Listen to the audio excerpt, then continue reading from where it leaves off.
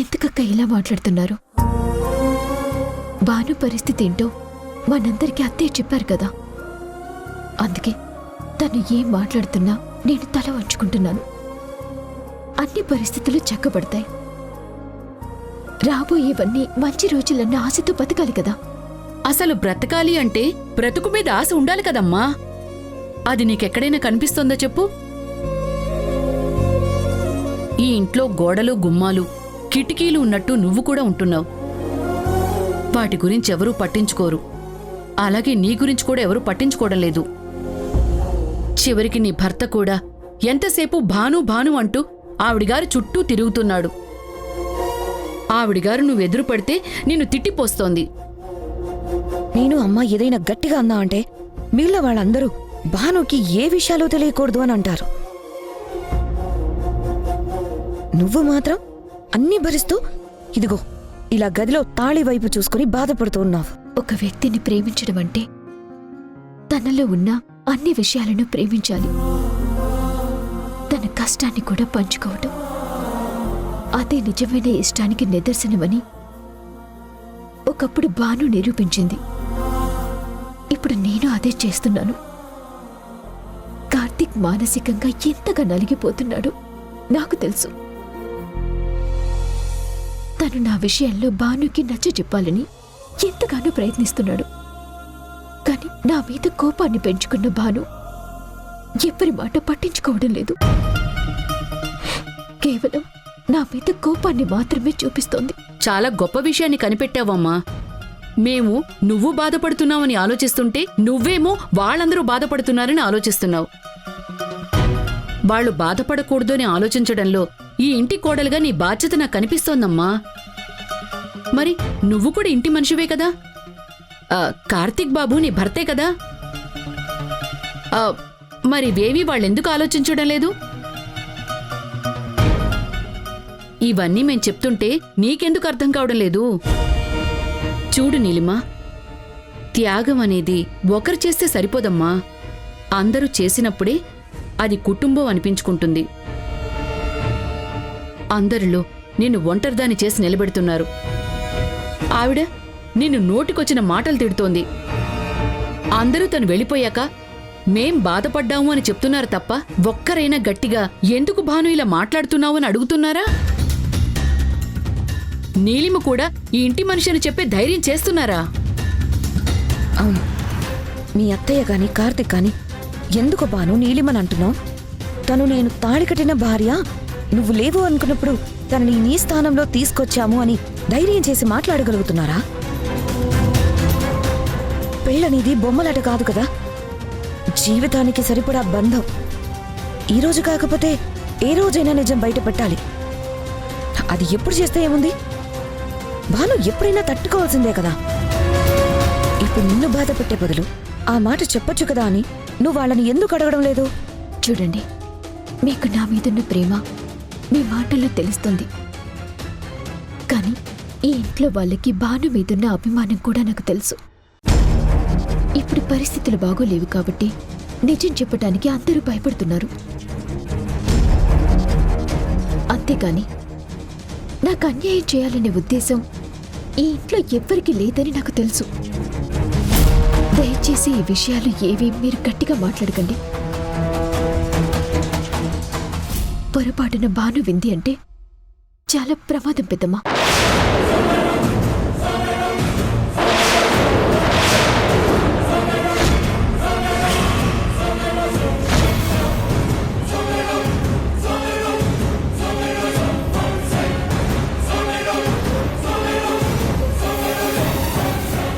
ఎందుకు ఏడుస్తున్నావు?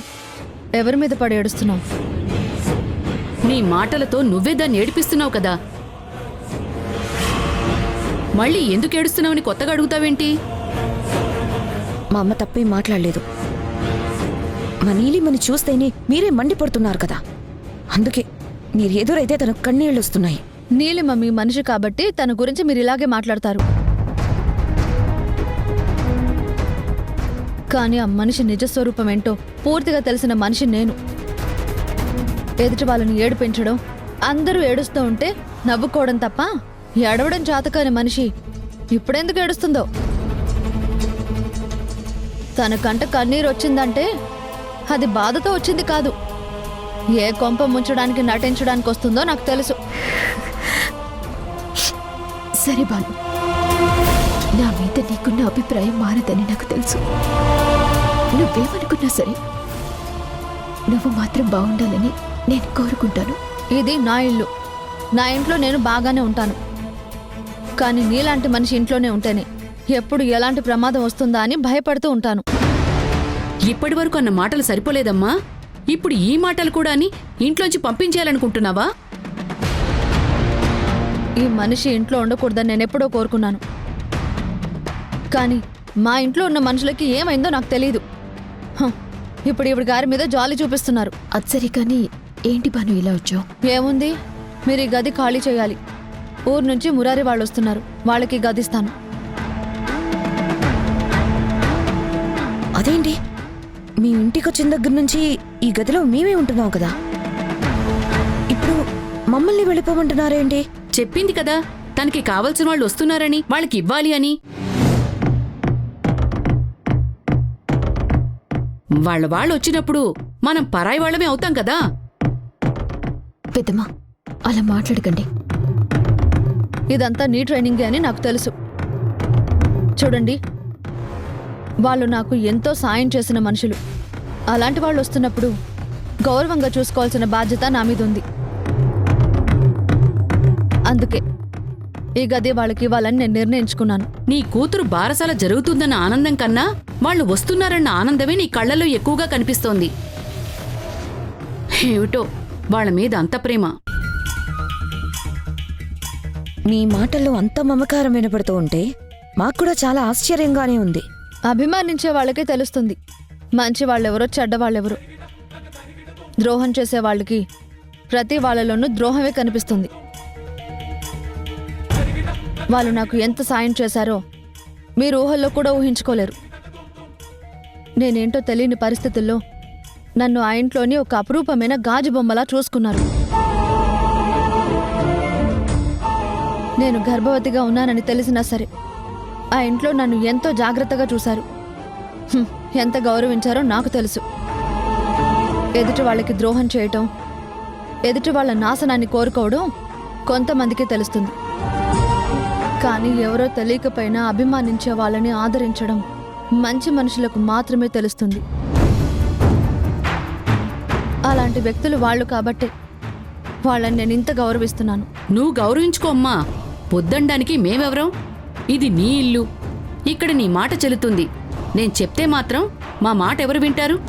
అయినా సరే ఎవరో అతిథులు వస్తున్నారు కదా అని ఉన్న అతిథుని ఇలా పంపించడం ఎంతవరకు మర్యాదో నువ్వే చెప్పు. చూడండి, మీరు ఎంతగానో ప్రేమిస్తున్న ఈ నీలిమ వల్ల నా ఇంట్లో ఈ ఇంటి కోడలిగా నేను స్టోర్ రూమ్లో బతికాను. ఆ పుణ్యం అంతా ఎవరిదో తెలుసా? మీ ముందు అమాయకంగా కన్నీళ్లు కారుస్తుంటే మీరు కరిగిపోతున్నారు కదా, ఈ నీలిమ వల్లే. కానీ నేను మీ అందరినీ స్టోర్ రూమ్లో ఉండమని చెప్పట్లేదు, వేరే గదిలో ఉండమని చెప్తున్నాను. ఇప్పటికైనా నా సంస్కారం ఏంటో మీకు అర్థమైందనుకుంటున్నాను. పెద్దమ్మా నువ్వింకేం మాట్లాడుకో. బాను, నువ్వు గది వాళ్ళకివ్వు. మేమందరం ఒకే గదిలో ఉంటాం, మాకు ఎలాంటి ఇబ్బంది లేదు. వచ్చిన వాళ్ళకి ఎలాంటి ఇబ్బంది రాకుండా చూసుకోవాలన్నదే నా తాపత్రయం. మీరు తొందరగా ఖాళీ చేస్తే ఈ గది క్లీన్ చేపిస్తాను.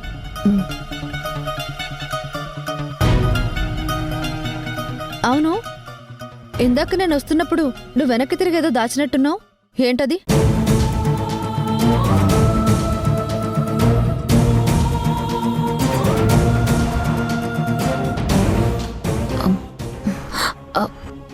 అదేం లేదు బాను, అయినా నీకలాంటి అనుమానం ఎందుకు వచ్చింది?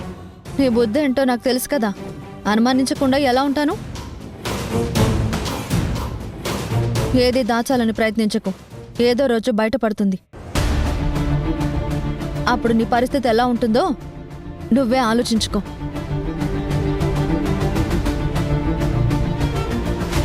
విన్నావు కదా ఆవిడ గారు నీకెంత గౌరవం ఇస్తోందో. వీళ్ళ గురించి అమ్మా నువ్వు అభిమానాన్ని పెంచుకుంటున్నావు. ఈవిడి గురించా నువ్వు ఆలోచిస్తున్నావు? నీలిమా, వాళ్ళు నీకు ముఖ్యం కావచ్చు, కానీ మాకు నువ్వు ముఖ్యం. నువ్వు ఇలా బాధపడుతూ ఉంటే మీ మాత్రం ఎక్కువ రోజులు భరించలేవు నీలిమా, అది గుర్తుపెట్టుకో. చెప్పాను కదా, తొందరలోనే అన్నీ సర్దుకుంటాయని. తొందరపడి మీరు ఏది నోరు జరగండి. పదండి, రూమ్ ఖాళీ చేద్దాం.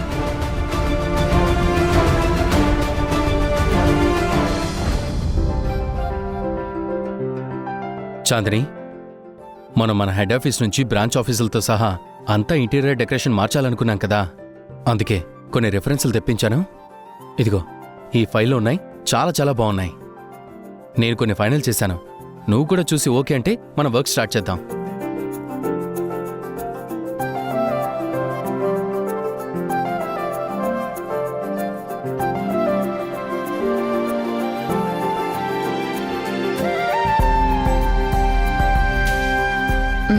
అలాగే చేద్దాం పార్దు.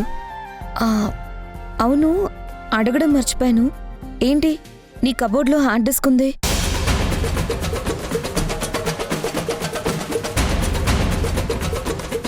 ఎస్, హడావిడిలో పడి అసలు ఆ హార్డ్ డిస్క్ వచ్చిన విషయమే మర్చిపోయాను. అన్ని బ్రాంచెస్కి మనం ఇంటిమేషన్ ఇచ్చాం కదా, అక్కడున్న ఎంప్లాయీస్ తాలూకు ఫొటోసు ప్లస్ ఆ ఇంటీరియర్ వాళ్ళు ఎలా అనుకుంటున్నారో ఒక రిఫరెన్స్ ఇవ్వమని, అది ఈ హార్డ్ డిస్క్లో పంపించినట్టున్నారు. అందులో అక్కడ స్టాఫ్ తాలూకు ప్రతి ఫోటో ఉంది. వాళ్ళ ఐడి కార్డులు తయారు చేయాలి కదా, అలాగే వాళ్ళు ఏవో రెఫరెన్స్లు కూడా పంపించినట్టున్నారు. పద, ఆ హార్డ్ డిస్క్ని ల్యాప్టాప్కి కనెక్ట్ చేసి చూద్దాం. ఎందుకు పార్దు? నువ్వు ఒక ఫైల్ తీసుకొచ్చావు కదా, దాన్ని బట్టి ఏ ఆఫీస్కి ఏది బాగుంటుంది అదే సైన్ చేసి కాంట్రాక్ట్ ఇద్దాం.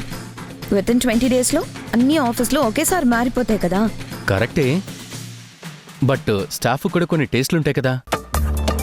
ఏమో ఇంతకన్నా బెటర్గా అక్కడ ఏమైనా వచ్చాయేమో చూద్దాం. మనకన్నా బెటర్గా స్టాఫ్ ఆలోచిస్తారని నీ నమ్మకమా? చాందిని, ఎప్పుడు ఎవరిని మనం తక్కువ అంచనా వేయలేము. నీకు గుర్తుంది కదా, అక్కడ మేనేజర్ లెవెల్లో ఒక బిల్లు విషయంలో తేడా జరిగింది. కోట్ల రూపాయల్లో తేడా వచ్చింది. దానివల్ల మన కంపెనీ రెప్యుటేషన్ కూడా పడిపోతుందని మనం కూడా సీరియస్ అయ్యాం. బట్ అక్కడికి వెళ్ళకి తెలిసింది కదా, ఆఫీస్లో పనిచేస్తున్న ఒక 4th క్లాస్ ఎంప్లాయీ ఆ అమ్మాయి ప్రాబ్లం సాల్వ్ చేసిందని. బట్ అక్కడ సిచ్యువేషన్స్లో అక్కడ మనం ఆ అమ్మాయిని కలవలేకపోయాం. అందుకే ఎవరిని తక్కువ అంచనా వేయకూడదు. ఏమో ఇంతకన్నా బెటర్ ఆప్షన్స్ వస్తే అది కూడా మన మంచికే కదా, ఒకసారి చెక్ చేద్దాం. పద.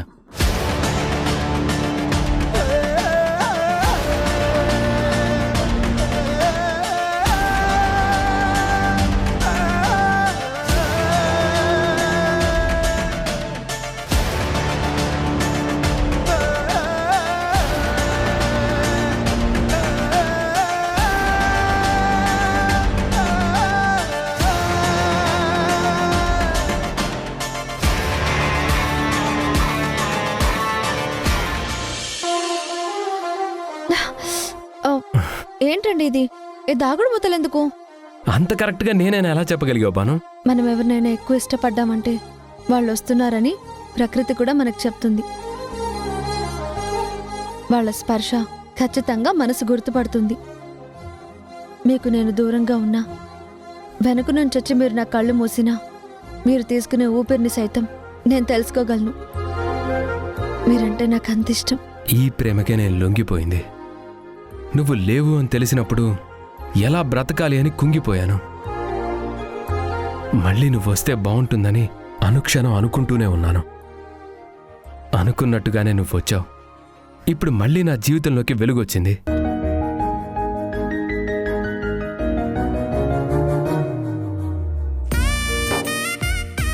చాలా బాగుందండి. ఎవరికి? నాకొక బంగారు తల్లినిచ్చావు కదా, ఆ పాపకి తన బారసాలప్పుడు ఈ చైన్ని నా చేత్తో నేనే వెళ్ళి మన కూతురికి కొన్న మొదటి గిఫ్ట్ ఇది.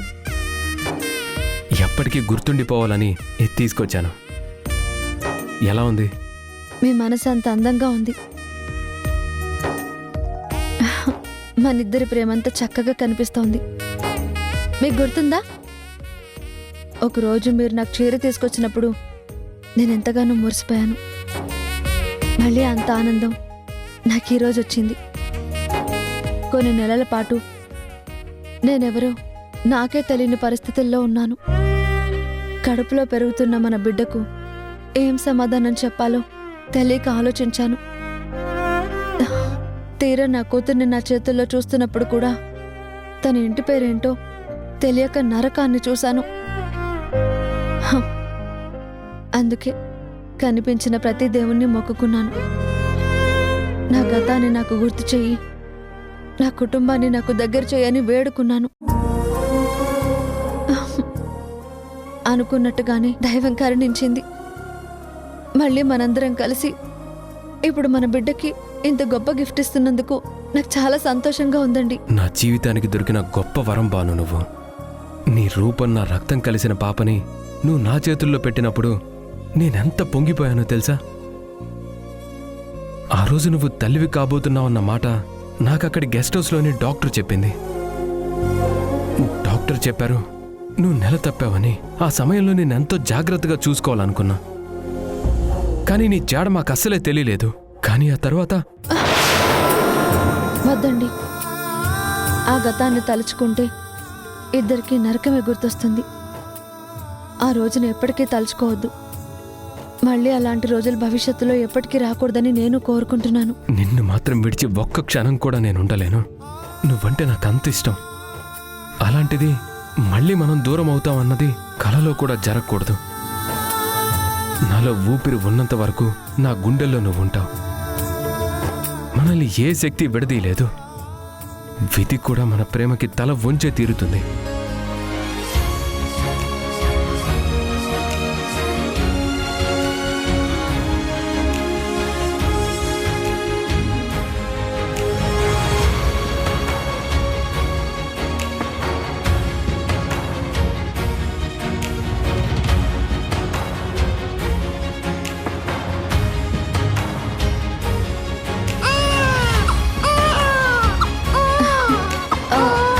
పాప ఏడుస్తుందండి.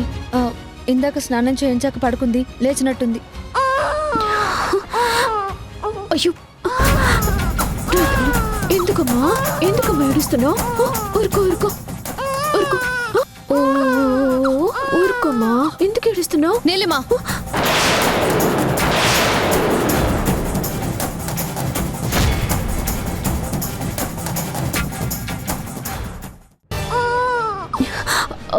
నువ్వెందుకు నా కూతురు ఎత్తుకున్నావు? బాను, నేనిలా వెళ్తుంటే పాప ఏడుపు వినిపించింది, అందుకే నేనెత్తుకున్నాను. మనసుని ఏడిపించినప్పుడు నీకు అలవాటే కదా. అలాంటిది పాప ఏడుస్తూ ఉంటే నువ్వు బాధపడ్డావంటే నమ్మడానికి నేనేం పిచ్చిదాన్ని కాదు. హ, నిన్ను చూసి నా కూతురు ఏడ్చింది. నాకే కాదు, నా కూతురు కూడా నీ నీడని కూడా సహించదు.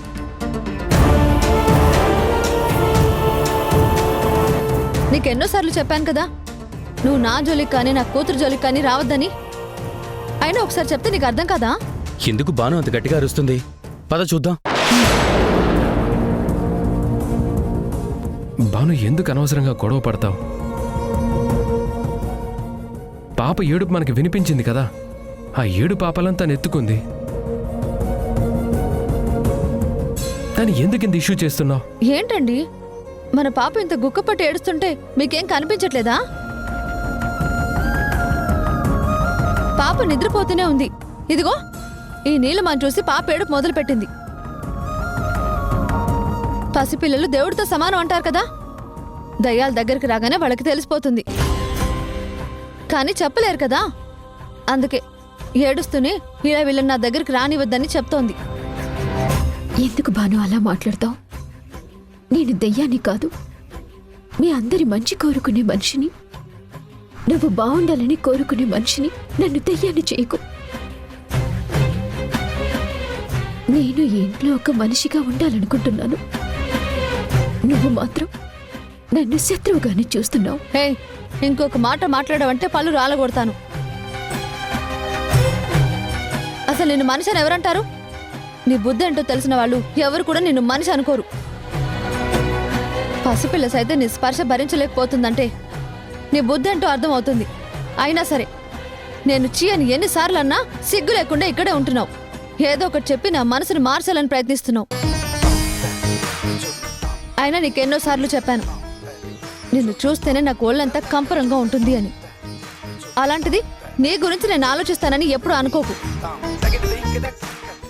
అయినా ఎందుకు పదే పదే మా విషయాల్లో జోక్యం చేసుకుంటావు? చివరికి పసిపాపను కూడా నువ్వు ఏడిపించి తీరుతున్నావు. వదినా, ఏంటిది? ఎందుకు అలా తిడుతున్నావు? పాప ఏడుస్తుంటే ఎవరికైనా ఎత్తుకోవాలని ఉంటుంది కదా, అందుకే ఎత్తుకొని ఉంటుంది. వదిలేయచ్చు కదా. చూడు చాందిని, వదిలేయడానికి ఏడుస్తుంది నా కూతురు. నా పేగుకి ఆ బాధ ఏంటో తెలుస్తుంది.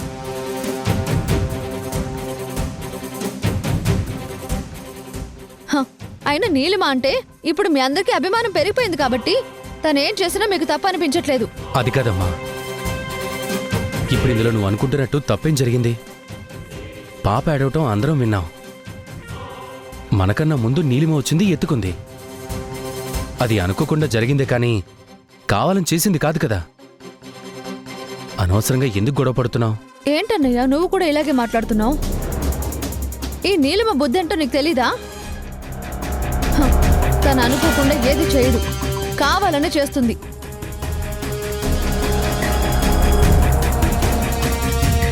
తీరా దొరికిపోయాక నేను అలా అనుకోలేదు, ఇది పొరపాటు కాదు అని ఏదో ఒకటి సర్ది చెప్పాలని చూస్తుంది. నాగుపామన్నయ్య ఇది. ఇలాంటి మనిషిని ఇంట్లో వాళ్ళు నమ్ముతున్నారు అంటే వాళ్ళందరూ ఎంత తెలివి తక్కువ వాళ్ళో ఆలోచించు. చాలు బాను.